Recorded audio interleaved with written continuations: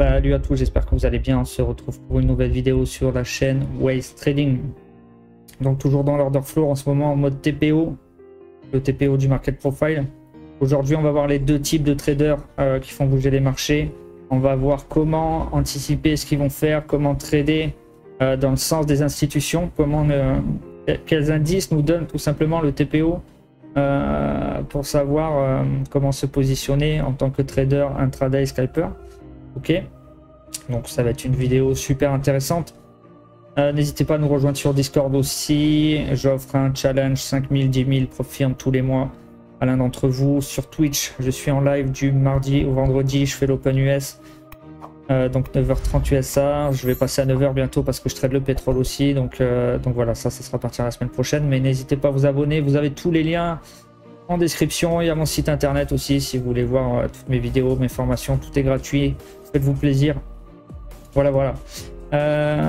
Pensez à liker, ça fait toujours plaisir, à vous abonner, etc. Et on se retrouve de suite après une courte introduction.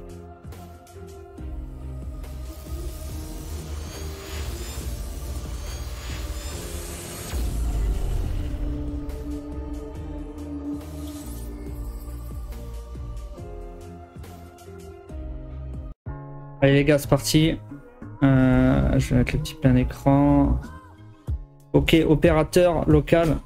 Donc déjà, je vais vous expliquer. Il y a deux types. On va séparer en fait les traders en deux types. Ok, on a les opérateurs. Donc moyen, long terme, c'est eux qui ont réellement, on va dire, bougé le marché. Ok, c'est la force, voilà, force sous-jacente du marché. Donc sur un trading moyen long terme, on est sur des fonds souverains, fonds de pension, donc institutions, quoi, tout ce qui est institution, asset manager, hedge fund. D'accord, donc ça va être des gros ordres qui vont rentrer sur plus sur du swing.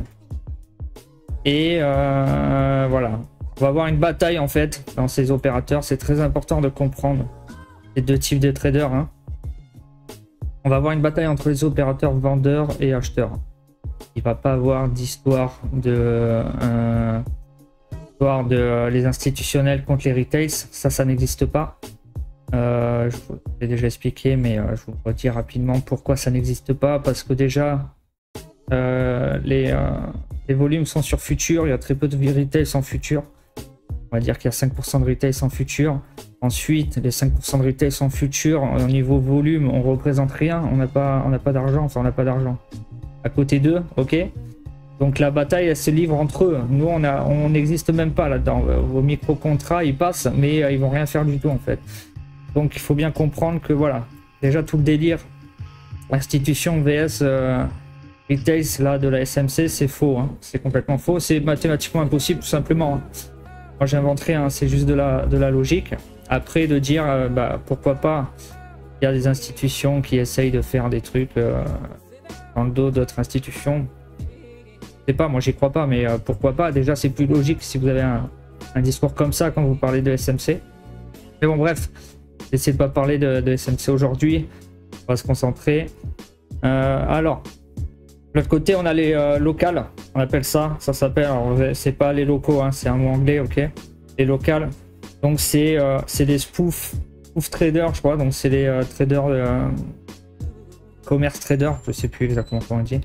Donc day trader, scalper, donc ça va être plus ce que je suis moi, ce que vous êtes vous, si vous faites de l'intraday en futur, ok. Tout ce qui est CFD, hein, ça n'existe pas là-dedans, hein, ok. On parle vraiment d'échanges réels sur le marché, d'accord. Donc day trader, scalper, c'est eux qui font l'initial balance, d'accord. Les opérateurs, ils attendent souvent après la première heure. Les day traders, scalpers, ils vont être très actifs durant la première heure, ok. Donc les locales, on va appeler ça. On va appeler, hein, c'est pas moi, hein, c'est le bouquin sur Market Profile là dont je vous parle, de James Dalton. Moi, j'invente pas de mots, hein. Pas comme certains qui réinventent des mots et qui s'approprient des concepts. Ok, je reprends exactement les termes utilisés dans le livre. Tout ce que j'apprends aussi, hein, ça vient de ce livre et de certaines formations que j'ai faites. Donc voilà, je n'invente rien.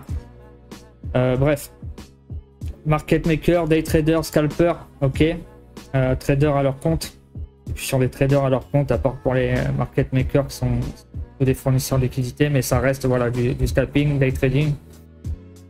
Dynamique du marché, voilà, ok. Donc c'est eux qui font la dynamique à court terme, mais c'est pas eux qui font la force sous-jacente. C'est de faut vraiment faire la différence entre les deux. Ok, force sous-jacente, c'est les opérateurs qui vont décider où va aller le marché, et les locales, ça va être la petite dynamique à l'intérieur de ça, ok. Donc évaluation du contrôle des opérateurs dans les extrêmes, donc dans les extrêmes du TPO. On va voir les extensions de range, par exemple. Donc en vert, là, vous avez le range. On va voir, alors non, en jaune, c'est en vert, c'est l'OPR. Et là, on a une belle extension de range. Donc opérateur vendeur. Donc il faut penser que on a des opérateurs vendeurs et acheteurs, on appelle ça, ok. Donc il y a des institutions de chaque côté. Il n'y a pas de retail, c'est je sais pas quoi. C'est des opérateurs qui se battent entre eux, ok. Ici, sur cette journée, les opérateurs vendeurs ont gagné, d'accord. Les opérateurs acheteurs ont perdu, ok. Je suis en day trading, mais on pourrait voir ça sur une semaine, un mois, c'est pareil, ok. On a des extensions de range qui le prouvent. Donc, voilà, le range, c'est les opérateurs acheteurs qui ont gagné et qui ont remporté la partie. On a doublé le range à peu près, d'accord. Que acheteuse, que vendeuse, c'est pareil. Là, sur la journée en cours, je sais pas si on aurait quelque chose. On a des single letters. Bon, là, il y a 2B. Les queues, c'est bien d'en avoir 2 ou 3 minimum pour parler de queues. Ici, vous voyez, on en a une belle. Donc, acheteuse, donc force acheteuse. Ça montre que les opérateurs vendeurs ont envie de mettre de la force pour sortir de cette zone de prix, d'accord. Et que vendeuse, pareil. Là, c'est les vendeurs, les opérateurs vendeurs qui mettent de la force pour essayer de sortir de cette zone de prix, ok. Donc ça se suit ça en cours, hein. Donc là je suis en clôture de journée, un peu c'est passé sur la clôture de la journée. Et ensuite activité dans le corps du profil, donc ça on va le voir après. Donc on suit l'activité aussi à l'intérieur du volume là. Et pardon. Donc le corps du profil, hein, ça va être tout simplement tout le profil ici. On va voir après un peu plus en détail, je vais vous montrer différents la journée découpée, comment ça peut se passer. Position de la zone de valeur par rapport à la veille, ça c'est super important, hein. Moi c'est la première chose que je fais quand j'ouvre ma charte, hein, c'est value area, high, low, POC de la veille, boum, les 3 tracés pour mon day trading scalping, ok. Donc voir où on se situe, est-ce qu'on construit au-dessus, alors il y aura des vidéos là-dessus aussi, hein. Est-ce qu'on accepte une zone au-dessus, est-ce qu'on réintègre cette zone, c'est des indices ultra importants qui vont vous aider à savoir ce que vous voulez faire à l'open ou même un peu après. Ensuite, comment fonctionnent les échanges? Donc contrepartie avec les locales qui se positionnent dans le flux extrême entre les deux extrêmes des OP. En quelque sorte, ils facilitent les transactions en servant de liquidité. Okay, donc par exemple, un broker, un instit doit passer 100 contrats à 50 vendeurs.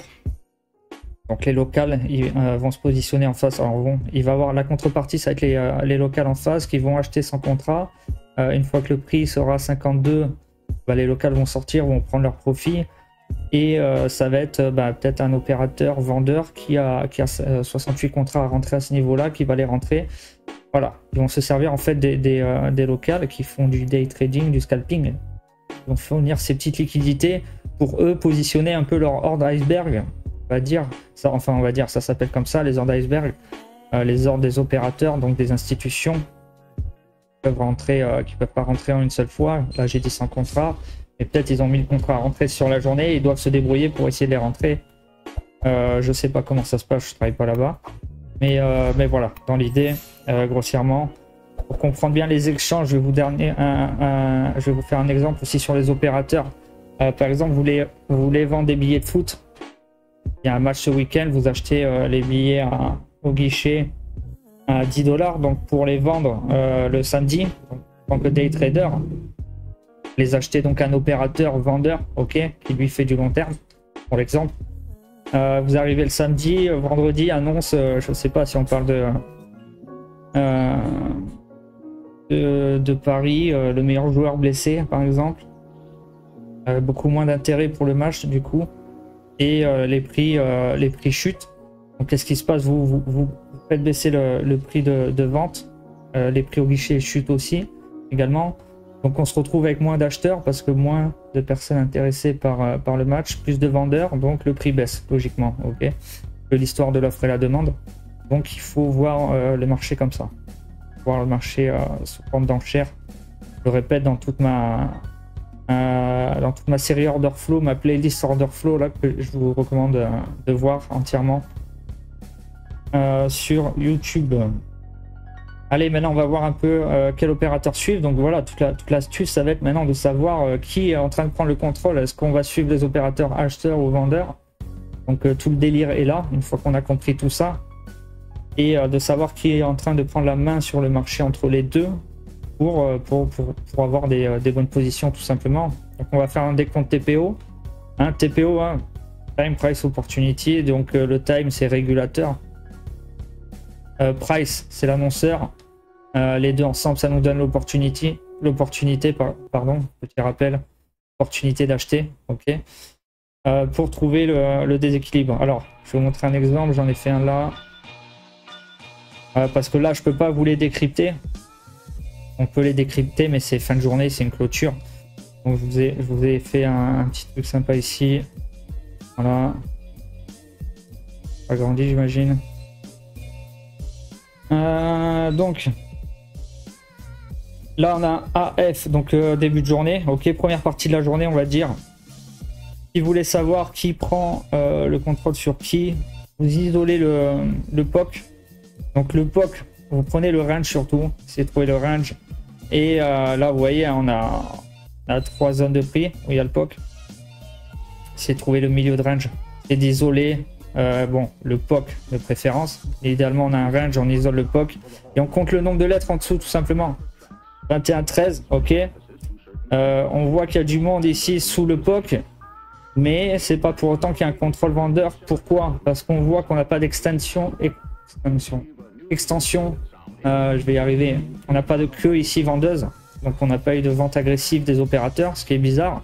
Par contre ici, on voit la volonté des opérateurs acheteurs. On sent qu'il y a du monde derrière qui veut faire partir le prix. Ok, on a une queue acheteuse ici, donc c'est très intéressant. Donc ça serait la première analyse de la première journée, prix sous POC mais absence de force vendeuse. On voit que le prix reste sous le POC, ok, mais il va jamais chercher réellement des plus bas. On cherche surtout des queues, ok. Les queues, il faut qu'il y ait une seule lettre, hein. Attention, une seule lettre en largeur et minimum 2 lettres ici. Donc là on parle même pas de queue vendeuse parce qu'il n'y a qu'une seule lettre en hauteur à la ligne, je veux dire. Vous comprenez ce que je veux dire? Là on en a 1, 2, 3, 4, 5, c'est super, très belle queue acheteuse. Donc malgré qu'il y ait du monde ici, on voit que bah ça pousse pas en dessous tout simplement. Et les seules fois où c'est parti au-dessus, il y avait une vraie volonté sous-jacente. Donc on parle d'opérateur, on parle de force sous-jacente d'aller vers le haut. Donc ça c'est un premier indice sur une première partie de journée. Donc on compte, là il y a 13 lettres au-dessus, 21 lettres en dessous. Ok, demi-journée, donc AH, on arrive aux 2 tiers de la journée. On a un rééquilibrage très intéressant par rapport à ce qu'on pensait déjà du matin, par rapport à cette queue acheteuse là, et ici le manque de force vendeuse. Donc on voit effectivement rééquilibrage des locales. Donc là on a dû avoir pas mal de locales qui sont positionnés en tant que vendeurs et qui ont dû clôturer leur position. Donc quand ils clôturent leur position, ça devient des acheteurs forcément, et d'autres se mettre aussi en position acheteuse suite à cette queue acheteuse, d'accord. Donc voilà, rééquilibrage des locales, short qui ne passe pas, hein. On voit ici que ceux qui essayent de rentrer ici, ils vont sortir parce que les bons traders en général ils restent pas. Du bon trader, il reste pas 10 ans sur une position. Quand ça bouge pas, ça sort direct, hein. Ça flatte les positions, ok. Un bon trade, c'est un trade qui bouge assez rapidement. Donc voilà, le fait de sortir des positions ici, tous les shorts, hein, ça devient, vous le savez, hein, quand on est vendeur, on est acheteur derrière. Quand on sort la position, on est un acheteur, on est considéré comme un acheteur, simplement. Donc ça rééquilibre ce manque de force ici. On voit bien que ça rééquilibre ici, le POC qui baisse un peu. Donc rééquilibrage des forces. Et clôture de la journée, on va taper des plus hauts. Donc voilà. Absence de vendeurs, toujours déséquilibre. Alors vous allez me dire, oui, il y a du monde dessous, mais ça c'est rien, c'est un range. Quand on parle de présence des opérateurs vendeurs ou acheteurs, on parle toujours de queue. Ok, on parle de queue, de force qui va sur les extrêmes. Ici, vous voyez le range, on le quitte de même pas 1, 2 ticks. Ici, on sort 7, 8 ticks. Ici, on sort 6 ticks. Ça, c'est une force, des forces. Ça, c'est les opérateurs. Pensez toujours, un local, il n'a pas la puissance pour faire ça, d'accord? Ça, c'est la bataille entre les opérateurs. Alors, un opérateur, non, c'est les opérateurs acheteurs, ok? Et les opérateurs vendeurs. C'est des institutions, c'est des groupes qui se battent entre elles sur du moyen long terme. Et pas sur du scalping day trading comme les locales. Voilà. Je pense que c'est pas mal. Je pense avoir fait le tour, les gars.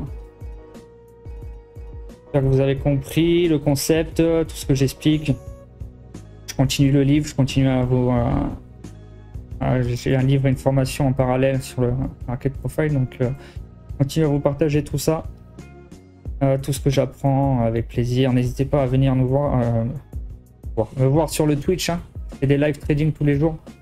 Enfin, du mardi au vendredi, je fais l'open. J'essaye avec ces concepts là de faire du scalping. Vous pouvez me voir me casser la gueule un peu. N'hésitez pas à venir. N'hésitez pas à nous rejoindre sur Discord. Voilà. J'espère que la vidéo vous a plu. On se retrouve samedi pour dimanche, pardon. Et je vous dis à très bientôt et je vous souhaite une excellente semaine.